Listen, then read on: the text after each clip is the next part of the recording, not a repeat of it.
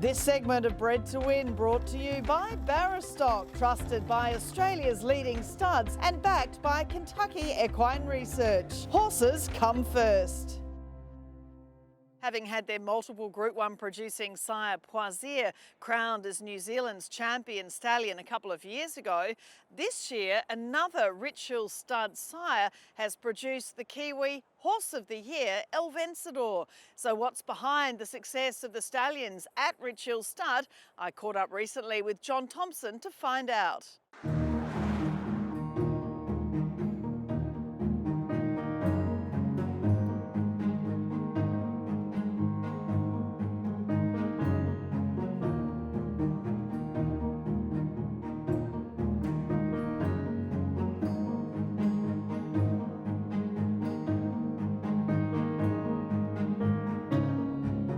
John, it's fantastic to, of course, have you on Bred to Win with Ritual Stud. Your stallions are absolutely flying, as they have been for many, many years. But what a weekend last week. We'll just touch on that with Whitehack by Proisir winning a Group 1 and Magic Carpet by Satono Aladdin winning a Guineas. Doesn't get much better than that. It was a great day for the Stallions, and of course Ace High also had a nice winner on the day as well, just to cap it all off. But you're right, this is a great time of year to get that sort of results with your Stallions. You know, Whitehack, he's a fantastic horse, and it was great to see him back to his best. And you know, particularly satisfying for us with Magic Carpet. Satono Aladdin didn't have a crop of 3-year-olds last year because he couldn't come back during the COVID. So to put his hand up early and come up with an early Group 2 winner in his next crop, again, proves what a great stallion he is and how good his statistics are. We'll talk about each of them individually, but the thing, I guess, at this stage of their careers is both of them now have the best bred and sort of biggest crops ahead of them. They've had good numbers of yearlings in the last couple of years, foals on the ground, and obviously they're going to be racing as 3- and 4-year-olds in elite company when the mare owners breeding to them this year are trying to sell their yearlings. Yeah, there's no doubt about that. The future for them looks fantastic, Caroline. I mean, take Satono Aladdin, for example. His first 3 crops, he averaged 48 foals in his first 3 crops. Then he missed a crop. He's now got like 127 or somewhere along those lines rising 2-year-olds over here, throughout Australasia. He's got another 120 yearlings coming through to the sales this year, and they're out of better quality mares than he's covered previously. So you'd really have to be excited about where he's heading, and this will be a great year to breed to him. Well, focusing on Proisir, first of all, obviously a champion New Zealand sire. We know, of course, over here, Legato winning the Australian Guineas, Prowess of Vinery, Levante, obviously a 5-time Group 1 winner. Who do you think will be the next horse to cross the ditch by Proisir? Has he got some waiting in the wings that you're keeping a close eye on? Yeah, definitely. Again, he's got a big crop of 3-year-olds coming through and a big crop of 2-year-olds. He doesn't get a lot of early 2-year-olds, but there's some very nice 3-year-olds stepping out. They generally need better tracks than what we're experiencing over here at the moment. So we're pretty certain there's another Levante or another Whitehack amongst those horses. Last weekend he had a couple of really nice trial horses, and a horse in the South Island, Professional Lad, ran second. He looks like he could be a 2,000 Guineas horse. So as you said, he was champion sire 2 seasons ago, and then last year in New Zealand he was the leading sire by winners, wins and stakes winners. I think throughout Australasia he had 11 individual stakes winners, which ranks him right up with any of the elite Australasian stallions. Again, his future looks particularly good. With the last couple of years he's had $1 million yearlings at the yearling sales. It takes a pretty special stallion to throw a horse with the right credentials to make $1 million as a yearling, so he's done it the last 2 years, and a lot of I think there's something like 29 stakes winning mares that he's got progeny out of coming through this year. Those sort of things, you'd have to be really excited about what he's got ahead of him over the next few years. Bourbon Empress pounces on the outside at the 200. What is it in your mind? You've watched his success, growing from a low service fee to where he is now. What is it in your mind that makes Proisir so special? Yeah, well, I think if you reflect back, go delve into his pedigree a bit more, you know, it's a famous Te Parai family bridesmaid. His fourth dam, she was probably the 8 carat of her day, and I think that's why he clicks with such a wide range of bloodlines in New Zealand, because he's got that beautiful blood going back in his pedigree. You know, the Williamses, obviously Sam Williams from Little Avondale Stud, his grandparents imported the mare from England and bred a lot of good horses out of that family. And yeah, I think there's a lot of depth to his pedigree. And of course, Proisir has become very much a global influence. I mean, he was obviously a groundbreaker as a racehorse. He stood in the Northern Hemisphere. He's done tremendously well as a broodmare sire, as a sire, and now as a sire of sires. So you can chuck Centane into the mix. His third dam is by Centane. So, you know, you've got Proisir, you've got Encostalaga, you've got Centane, you've got a beautiful family. So a good recipe for stallion success. And of course, another stallion with a super pedigree, Satono Aladdin, by the real influence, Deep Impact, who sadly wasn't with us really for long enough, but his sire sons are flying the flag. And of course, he's had a lot of yearlings coming through, a lot of 2-year-olds to come through for Satono. I know last year at the yearling sales, it was the first of Satono's big crop, and you know, a lot of the Australian buyers hadn't really seen his progeny, and they were walking up to me and saying, "Look, John, every draft in New Zealand has a nice Satono Aladdin. He's such a quality individual himself, and he imparts that into his stock. You can really breed any type of mare to him, and you get a good individual.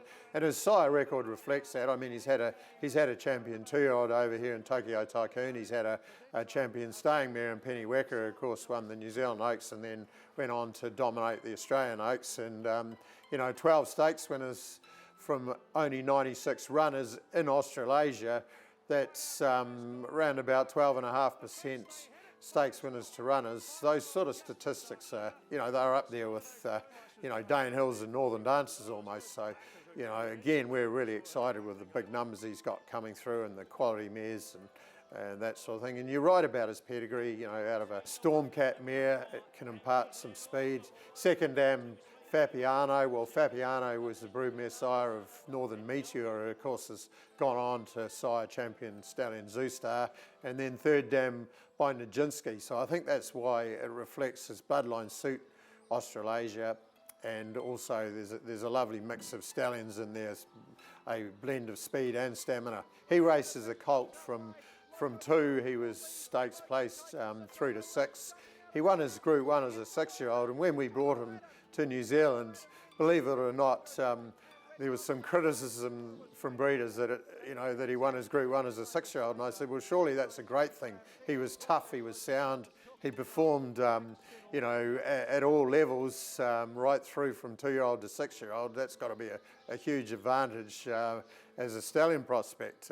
Not everyone thinks that way, but certainly the proof's in the pudding. He's done a great job.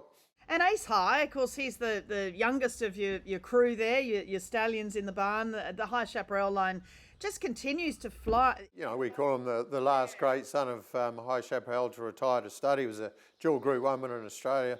Again, a fantastic pedigree. He's out of a Reduced Choice mare, out of a Sunday Silence mare from the family of Northern Dancer and Dane Hill, so you don't really get much better. But look, he served his biggest and best book last season on the back of the likes of Molly Bloom in his first crop, and he's got some really promising horses coming through that you're going to hear a lot more about. It was great to see Molly Bloom showing some form again in the weekend, running third at Moonee Valley again.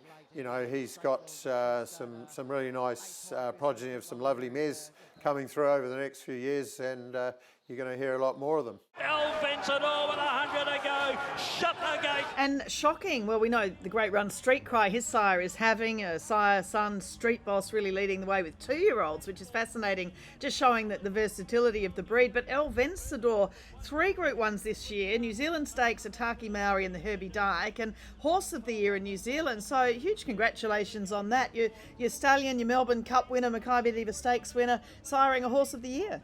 Yeah, exactly, Caroline. I mean, we always say about Shocking, he's always got a good horse somewhere, and I think last season particularly satisfying at Te Rapa when Here to Shock came over from Australia and won the BDC Sprint at Te Rapa, and then on the same day Al Vencedor claimed the Herbie Dyke over 2,000. Just shows the remarkable versatility both of Shocking and the Street Cry line, and of course Here to Shock then went back to Sydney and ran second in the Canterbury Stakes Group 1 a few weeks later. He's just a great stallion coming through as a broodmare sire.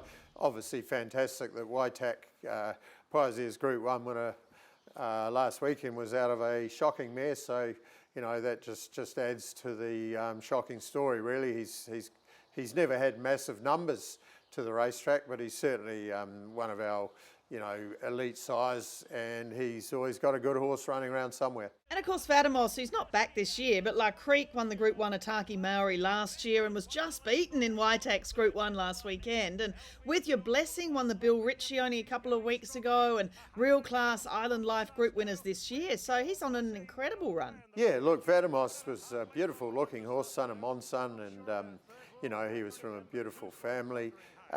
Look, I mean, a little bit, as all studs in Australasia will know, when you are shuttling these horses, there's huge expense involved in transportation and getting them here and back. And he probably, if he solely stood in New Zealand and we owned 100% of the horse, he'd be a viable stallion, standing over here. But when you have to put in a massive flights to get them back and forth from the Northern Hemisphere, unfortunately it became uneconomic to stand the horse, but he's obviously going to leave his mark in New Zealand, and I'm sure his mares will be well sought after going forward. It's a continuing sort of evolving process running a commercial horse stud these days, and you really have to keep your finger on the pulse.